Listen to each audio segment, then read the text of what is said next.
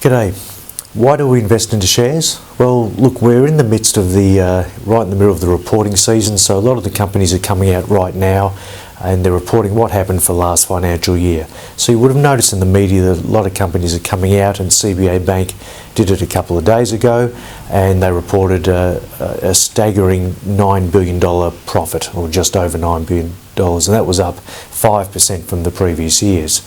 So when I started to look through a lot of the companies that I follow and that we've recommended to our clients over the years, it's all about the growth in earnings. Obviously what their expenses grow by is important as well, but a lot of the companies that we follow are highly scalable, which means the income that they make can grow considerably without their expenses growing as fast. So if we'll just have a look at a couple of ones that have gone through, that Magellan Financial Group, it's a company that's been very well run for a long time, since probably 2007 it kicked off. It's a funds management business focusing on global equities. So for the past year, its earnings per share leapt by 108%. Now, I've obviously picked out an extremely positive one there. There's other ones where Fairfax, I think it's FJA or the other way around, one or the other. Fairfax, I think they were down, I think around 4.6% or thereabouts. So, when you got to look at the sectors, Fairfax obviously in newspapers and a lot of the old media and radio, so they're seeing their business change by the internet.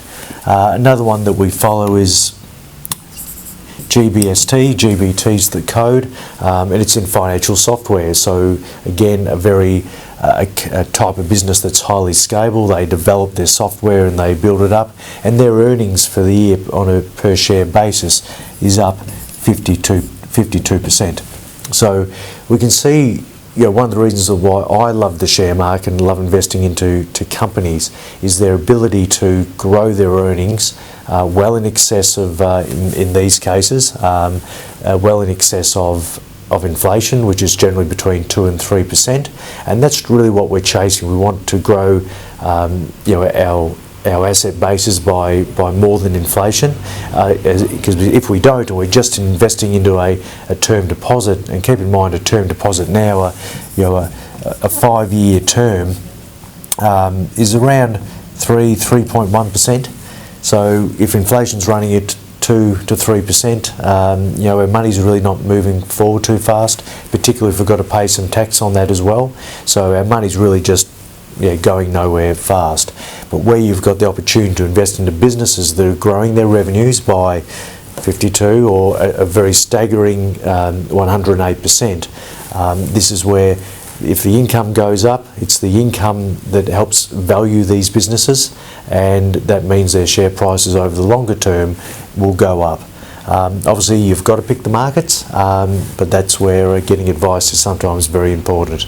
So that's why I invest into shares. It's the ability for the businesses, for the directors, the people that run these businesses to grow earnings and their revenues by well more than inflation on a year-on-year basis.